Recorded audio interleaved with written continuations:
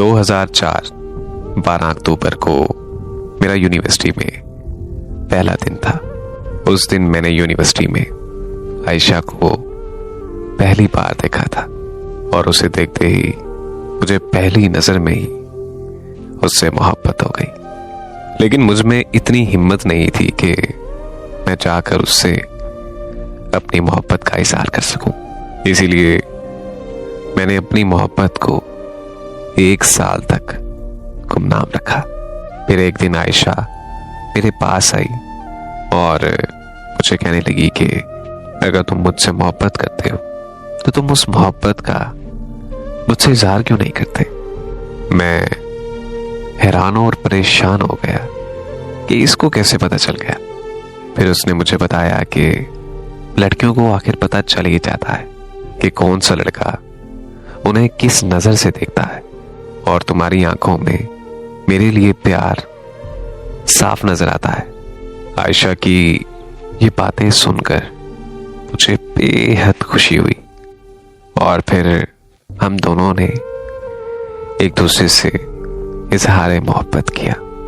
बहुत जल्द हर तरफ हमारी मोहब्बत के चर्चे होने लगे, यहां तक कि आयशा के घर वालों को भी हमारे बारे में सब कुछ पता चल गया था।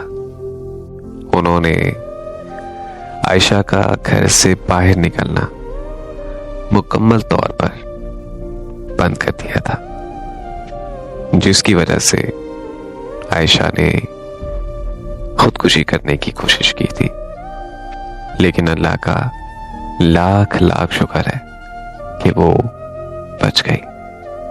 मैं एक दिन तंग आकर उसके घर चला गया, मगर उसके घर वालों ने मुझे उससे मिलने नहीं दिया, बल्कि उसके घर वालों ने मुझसे बहुत बदतमीजी की। मैं अपने घर वापस आ गया और आयशा की कॉल का इंतजार करने लगा। ऐसे ही 2 साल गुजर गए, मगर आयशा ने मुझसे राब्ता नहीं किया। मैं यूनिवर्सिटी छोड़कर अपना खानदानी कारोबार संभालने लगा और फिर एक दिन अचानक आयशा अपने घर से भागकर मेरे पास आ गई। वो मुझे कहने लगी कि मेरे घर वाले मेरी शादी जबरदस्ती कहीं और करना चाहते हैं, लेकिन मैं तुमसे मोहब्बत करती हूं और मैं शादी भी तुम ही से करूंगी। मैं आयशा को अपने पास रखना चाहता था, मगर मेरी माँ रोने लगी और मुझे कहने लगी कि इस लड़की को वापस इसके घर छोड़कर आओ।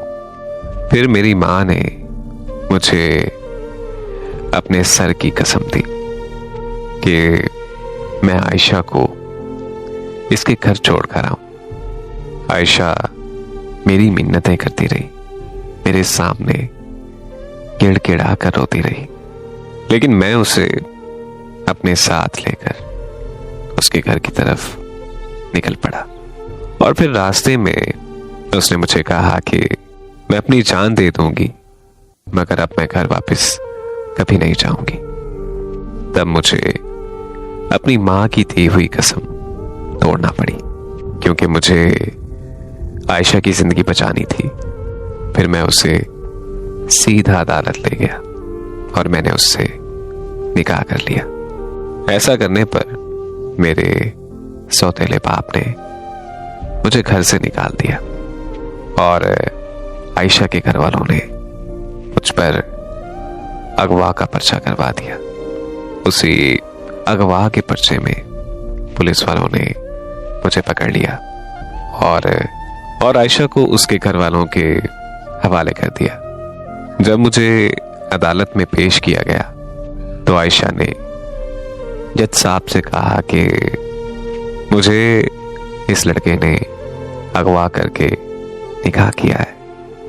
आयशा ने मुझ पर और भी बहुत सारे इल्जामात लगाए। जब मैंने उसके इल्जामात सुने तो मेरे पांव तले जमीन निकल गई। उन सारे इल्जामात की वजह से मुझे पूरे 7 साल की कैद हो गई। जेल में मेरी मां के अलावा मुझे कभी कोई मिलने नहीं आया। फिर एक दिन मेरी मां ने भी आना बंद कर दिया, क्योंकि वो इस दुनिया से रुखसत हो गई। पूरे 7 सालों बाद मेरी रिहाई हुई तो मैं अपने घर गया, मगर मेरे सौतेले बाप ने मुझे घर अंदर दाखिल होने से साफ साफ मना कर दिया। फिर मैं अपनी यूनिवर्सिटी के एक दोस्त से मिला।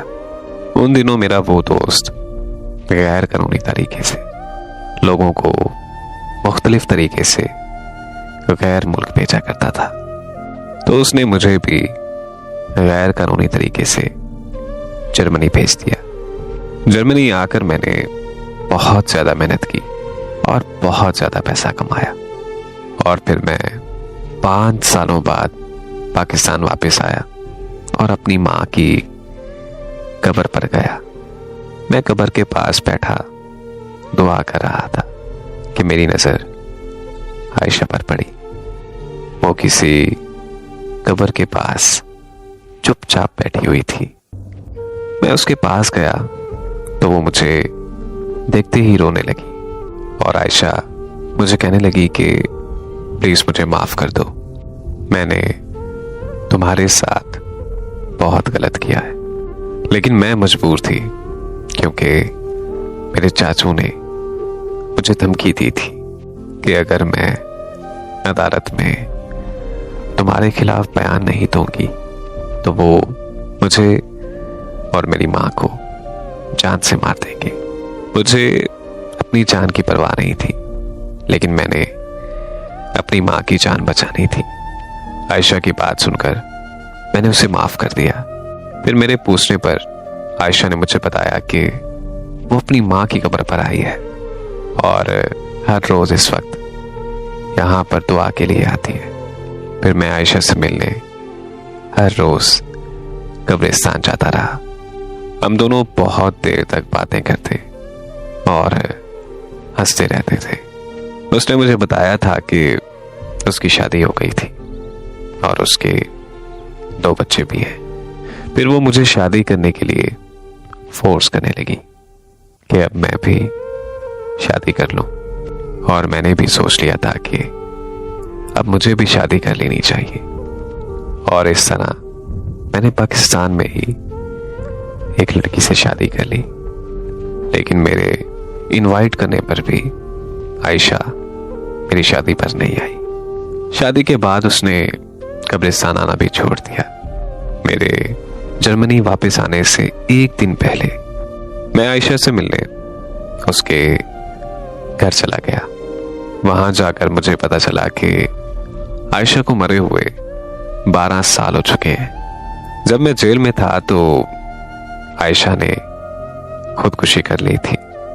ये सुनते ही मेरे पैरों तले जमीन निकल गई।